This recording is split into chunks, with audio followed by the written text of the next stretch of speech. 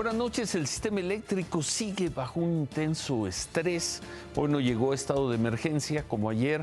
Hoy solo se declaró el estado de alerta. Aún así, esta noche se han vuelto a reportar apagones en distintos lugares. Por ejemplo, en Reynosa se registraron en la zona del Parque y en el fraccionamiento Villa Diamante. También en Matamoros, en Chimalhuacán, en el Estado de México, en San Miguel de Allende, en Guanajuato, otra vez en la ciudad de Puebla y en el puerto de Veracruz, entre otras ciudades. Hasta esta noche, según el recuento que hemos hecho, van ciudades en 7 estados que reportaron apagones. Son menos que las de ayer, pero otra vez hoy problemas con el suministro eléctrico. Xóchitl Gálvez dijo que ella lleva advirtiendo esta situación desde hace tiempo.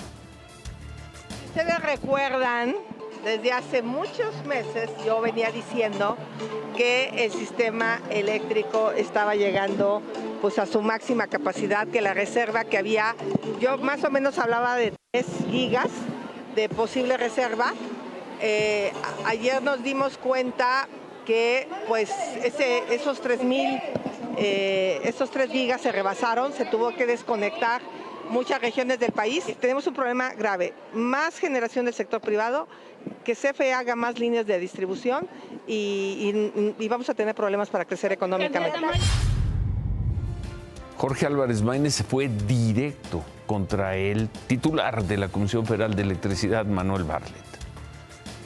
Necesitamos modificar el sistema eléctrico nacional de Bartlett. Bartlett es un dinosaurio que le ha hecho mucho daño a México, no solamente hace 35 años con el fraude electoral, 36 años ya, sino que ha perpetuado ese daño al país. No podemos seguir apostando por combustorio, termoeléctricas. La capacidad de generación de energía eléctrica está limitada ya en México por ese modelo de combustibles fósiles. ¿Investigaría a Bartlett, candidato? Sí, a todas y a todos. Yo he dicho, yo no tengo un ánimo de venganza, sí de justicia, pero más que un problema personal con él, es un problema de la visión de lo que él representa, que le ha hecho mucho daño a México. La Coparmex calificó esta situación como una crisis sin precedentes. Coparmex dijo que estos apagones son producto de una política que dejó de invertir, que le dio la espalda a las energías renovables y que no apostó por la colaboración público-privada. Temprano el presidente López Obrador dijo que la crisis no era tan grande, no era para tanto. Los apagones de ayer se presentaron primero porque fue muy intenso el calor ayer en todo el país y se estableció la alarma y por poco tiempo, no en todo el país, hubieron apagones. Pero decirle a la gente que tenemos capacidad de generación de energía. Es que yo creo que fue algo excepcional que no se esperaba.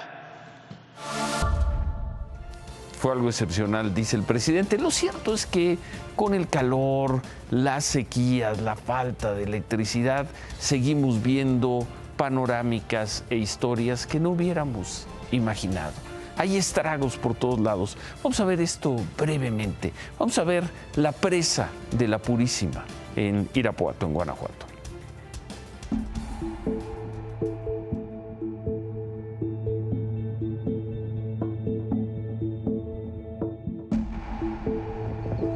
Transcurrieron 51 años para que los extremos de 2 desastres opuestos entre sí se tocaran en el templo virreinal de la Virgen de los Dolores, iglesia que bien conociera el cura Miguel Hidalgo en el Bajío guanajuatense.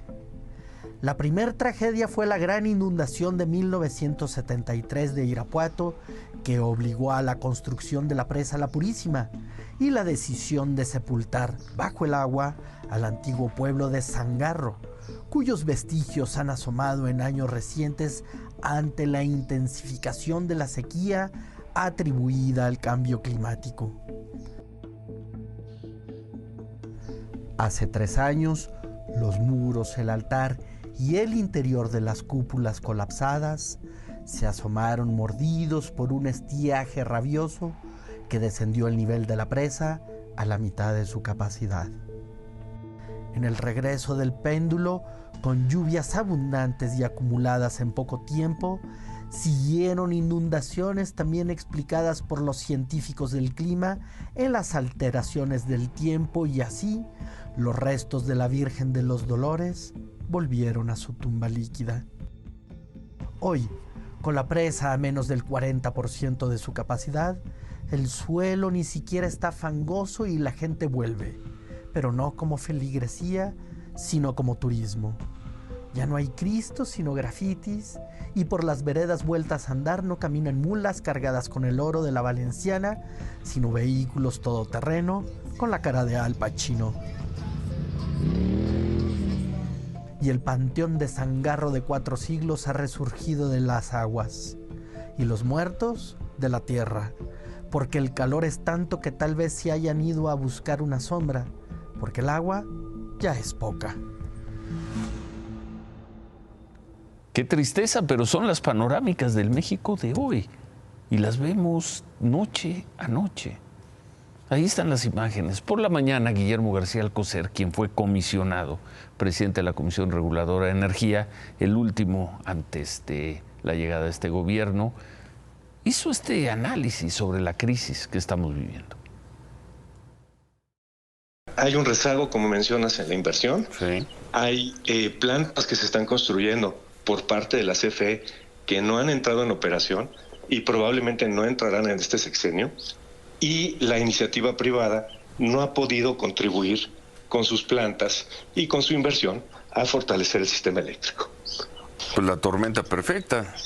Sí, es una combinación de factores. Pero es un sistema estresado al máximo. Sin duda, y no hemos visto lo peor del verano. Esta solución va a requerir de tiempo, va a requerir de inversión. Yo creo que va a requerir de la actuación de todos los posibles actores. En otras cosas, un juez de control ordenó vincular a proceso a Jesús Gerardo, a quien le dicen el Quecas. Es la persona señalada de haber asesinado a los 3 surfistas extranjeros en Ensenada, los 2 jóvenes australianos y su amigo estadounidense. El juez leyó el testimonio que había rendido la novia del Quecas, de nombre Ari Giselle, también detenida. Ella relató que el presunto asesino le dijo: me chingué a 3 gringos, traían mucha feria y aparatos. La noche que los surfistas desaparecieron, el señor llegó a casa de Ari Giselle con la camioneta pick-up que les había robado a los turistas y les dijo: aquí les traigo estas llantas para tu camioneta. Por lo pronto se queda preso 6 meses en lo que se termina de integrar la investigación. Por ahora está procesado por desaparición cometida por particulares. Queda pendiente la acusación que seguramente le imputarán de homicidio doloso. Por 4 días se vivieron hechos violentos en Zacatecas, donde el gobernador dice que van bien. En el primer evento de hoy, 9 cadáveres, 9 fueron abandonados en el municipio de Morelos, esto al norte de la capital, cuerpos que fueron dejados en el acceso principal del municipio, debajo del letrero de bienvenida. Aunque hubo un operativo para dar con los responsables, nadie había sido detenido. En las últimas 48 horas, 19 cuerpos han sido abandonados en el estado, pero el gobernador David Monreal dice que van muy bien.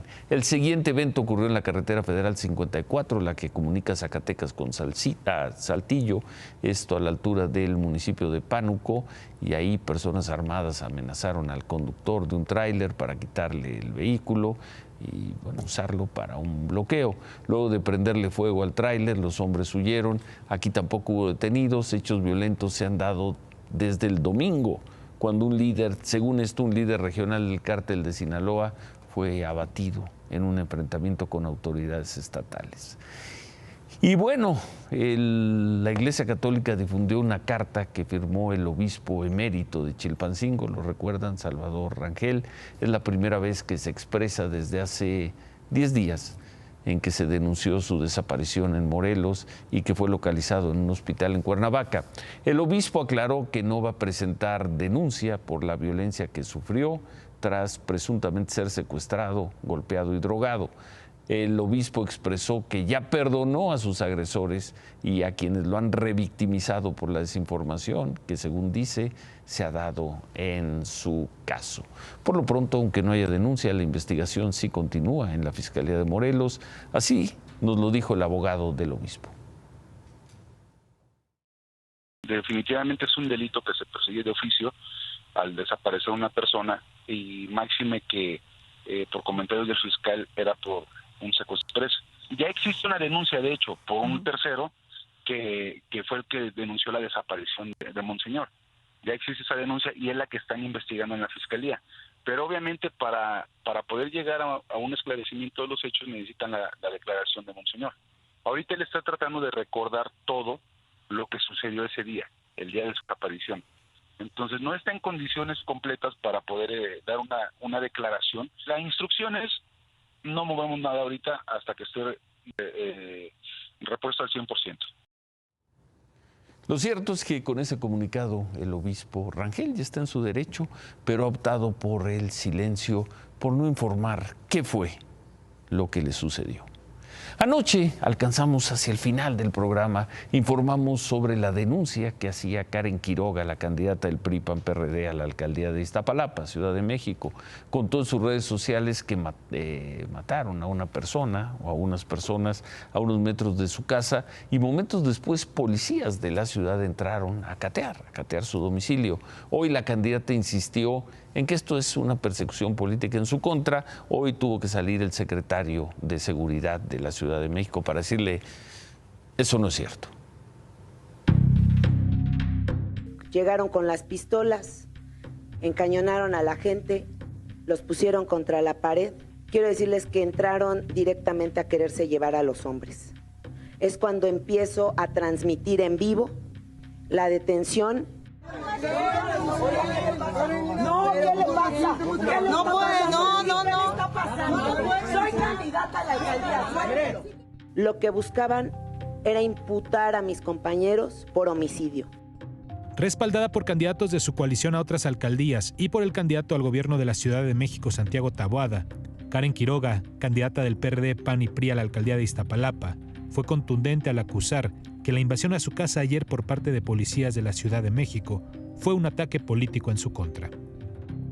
Martí Batres es el responsable de esto. Es una elección de Estado y el gobierno es quien los está amedrentando y es quien está violentando. Contrario a lo que dijo el jefe de la policía horas antes en conferencia de prensa, en la que informó que 5 policías fueron puestos a disposición para rendir su declaración y deslindar responsabilidades por entrar a la casa de la candidata. No hubo motivación política alguna. La policía de la Ciudad de México no ha actuado en beneficio o perjuicio de algún candidato. Aquí están las marcas de cómo entraron a punta de patadas. El secretario insistió en la versión dada desde ayer en una tarjeta informativa, que los testigos le dijeron a los policías que habían visto entrar a los asesinos a la casa de la candidata. Pero Karen Quiroga insistió en el sesgo del secretario. Al entrevistar a la esposa de la víctima, ella refirió que al encontrarse afuera de su negocio de abarrotes, 2 sujetos en una motocicleta color rojo con negro, sin mediar palabra, le efectuaron disparos a su cónyuge. Y además quiero decir que el secretario de Seguridad Ciudadana miente, que los hechos no concuerdan. Él habla de que le informaron que una moto roja se había escondido en la parte de adentro de mi domicilio. Quiero decirles que en la moto roja llegué yo. Karen Quiroga aprovechó para denunciar que ya había solicitado seguridad al Instituto Electoral de la Ciudad de México para iniciar su campaña, pero la seguridad le fue negada. El Instituto Electoral se comunicó con la representación nacional de mi partido, a la oficina del licenciado Ángel Ávila. Me mandaron llamar y me dijeron que si quería protección, pues que Iztapalapa no era un punto rojo. Hoy estamos desprotegidos y desprotegidas. Entraron a mi casa.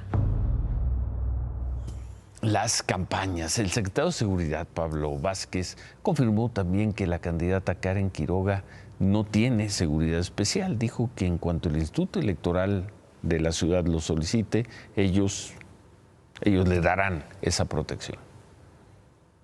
Mario, ¿dónde estás? ¿Qué pasó, mamá? ¿Por qué no te has levantado a ir a votar? Ay, no, ¿para qué? Pues para que ejerzas tu derecho al voto. ¿Cómo que para qué? Pero yo no voy a marcar una diferencia. ¿Y tú cómo sabes si la vas a marcar o no? Ándale, por tu madre, vota, por favor. Está bien. Por tu madre, vota.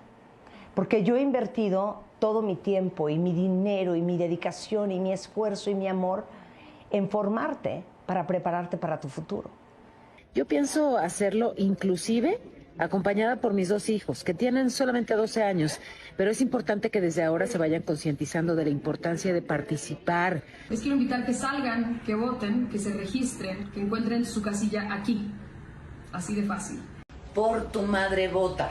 O sea, no votes por tu madre, vota por quien quieras, pero vota, por tu madre vota. Este 2 de junio, vota por quien quieras, pero por tu madre, vota.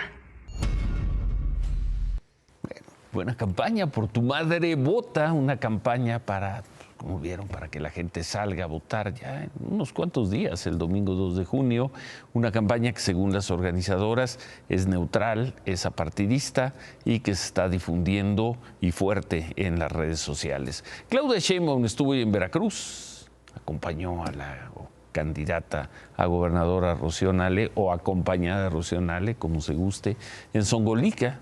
Se comprometió a apoyar a los productores de café para que tengan precios justos y a mejorar los caminos. Aseguró que la Cuarta Transformación hace compromisos, no promesas.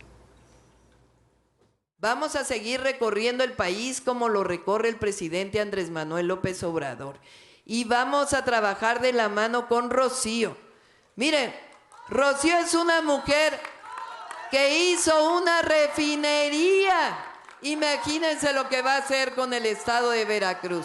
No queremos llegar al gobierno nada más por llegar al gobierno. Queremos seguir transformando México para el bienestar, para seguir defendiendo a nuestra patria, a nuestra nación, para que el petróleo siga siendo nuestro, para tener electricidad que siga siendo nuestra y para que la gente del campo, los campesinos, campesinas, los pueblos originarios sigan viviendo mejor. En Orizaba dijo que podrán decirles a las futuras generaciones que cumplieron con la transformación de México, que dejaron atrás a gobiernos que se enriquecieron a costa del pueblo, y celebró que una mujer transformadora será la próxima presidenta de México. En Huatusco se comprometió también a que desde el gobierno federal se invierta para mejorar caminos y, en fin, mejorar las condiciones en general. Propuso ampliar la carretera que conecta Veracruz y Puebla. Xóchitl Gálvez participó en el foro 10 Preguntas por la Educación, esto en la Ciudad de México. Dijo que es necesario recuperar el espíritu educativo del magisterio y quitarle al gobierno la tentación de administrar, controlar y manipular a los maestros. Hizo algunas propuestas como la beca Sí estudio, sí trabajo y regresar a las escuelas de tiempo completo y las estancias infantiles. Por la tarde estuvo en el TEC de Monterrey, Campus Monterrey, y ahí dijo que para combatir delitos como el tráfico de personas, tráfico de armas, robo y extorsión, se debe invertir en desarrollo tecnológico. Claudia, buenas noches. Buenas noches, Ciro. La única ausente en este foro por la educación fue Claudia Sheinbaum. Jorge Maínez también participó en este foro. Dijo que es necesario un nuevo modelo educativo que atienda las realidades del país, con inclusión, con equidad. Dijo también que muchas veces se culpa a los maestros del fracaso del modelo educativo, pero que ellos están limitados por la infraestructura y el sistema en el que se formaron.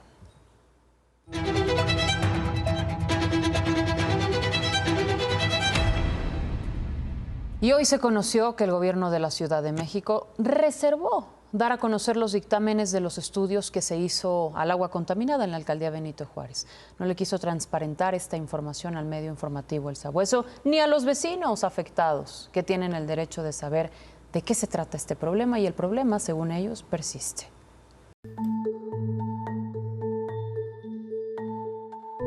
Toda esta orilla. Ahí se ve toda la grasa. Híjole, no, en mi cámara no se ve. Ahí se ve la grasa. Qué impresión. Qué asco.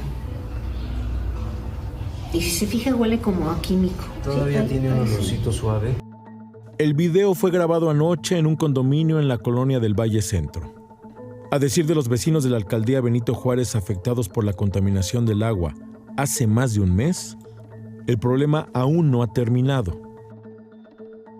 Eso los llevó de nueva cuenta a la calle, esta vez para pedirle a todo afectado por el problema se sume a un amparo colectivo que ya logró su primera suspensión.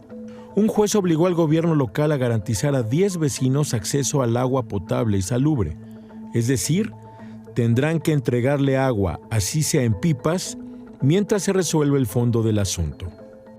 El agua contaminada no es normal. El agua contaminada no es parte de nuestra vida y no lo vamos a aceptar. Nosotros exigimos el derecho al agua limpia. Pero la información sobre la naturaleza del contaminante no se ha hecho pública, menos si este ya desapareció por completo. ¿Dónde está esa información? En solicitudes hechas a la Plataforma Nacional de Transparencia por periodistas y ciudadanos entre el 31 de marzo y el 2 de mayo, la ruta en busca del informe sobre el agua contaminada, si es que existe, va así. La Universidad Nacional Autónoma de México contestó que las pruebas de agua que recibió en ese periodo arrojaron valores normales, pero advierte, estas no comprenden el análisis de hidrocarburos. Petróleos Mexicanos, que se involucró en el tema cuando se detectó la contaminación del Pozo Alfonso XIII, ubicado como el problema raíz, contestó que no tiene información referente a pruebas de calidad del agua levantadas en la alcaldía durante los días de la emergencia.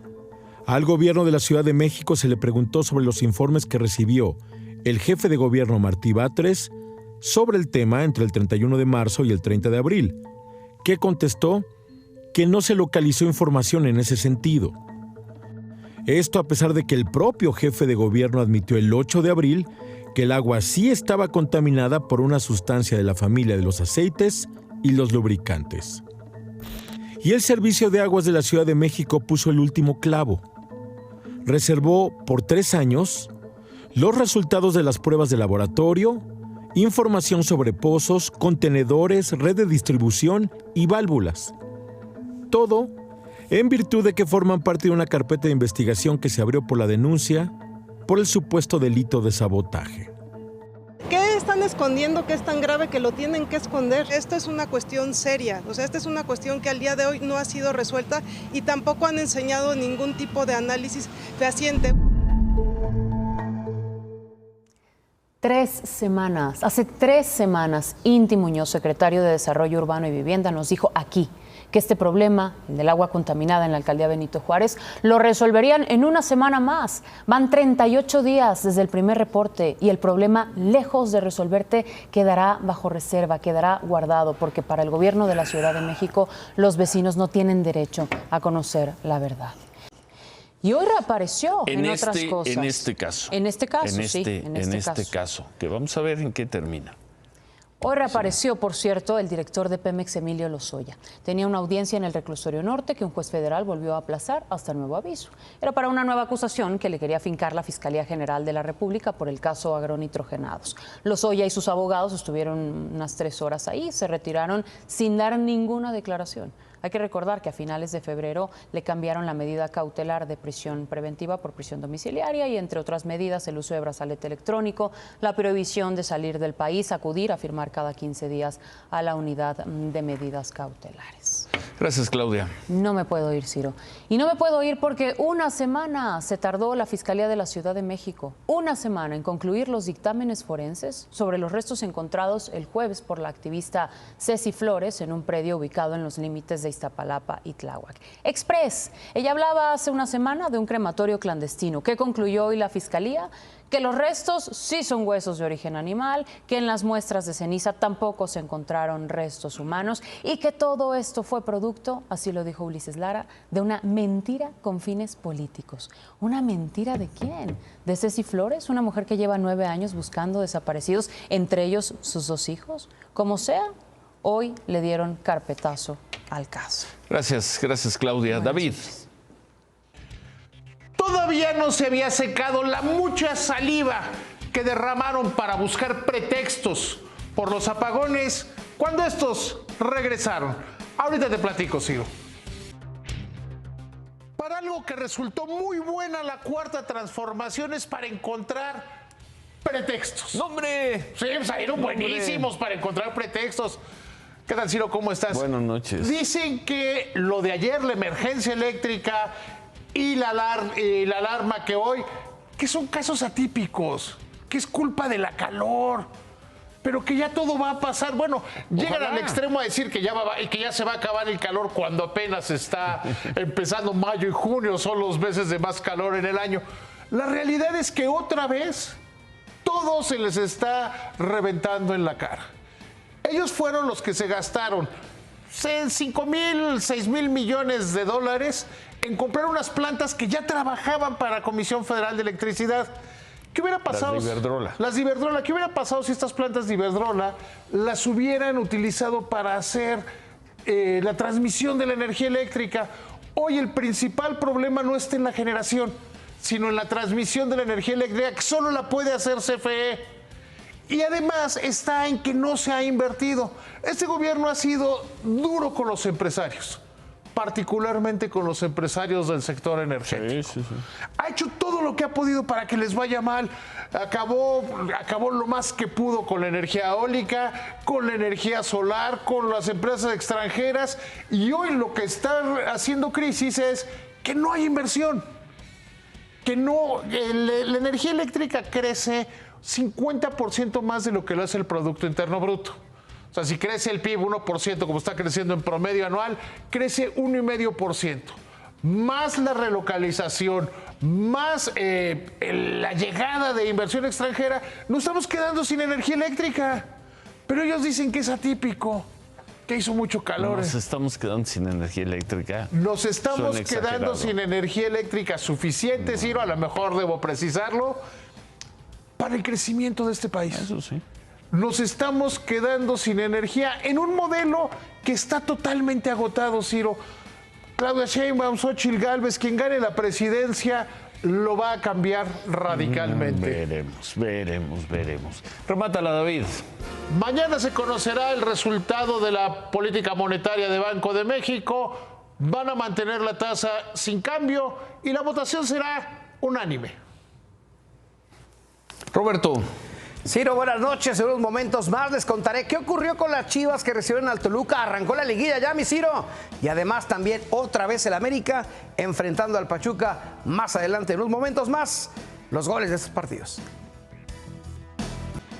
Gracias, Roberto. Como siempre, un gusto, Ciro. Suerte a tu Cruz Azul. Gracias. Se quedan con qué importa. Buenas noches. Ánimo.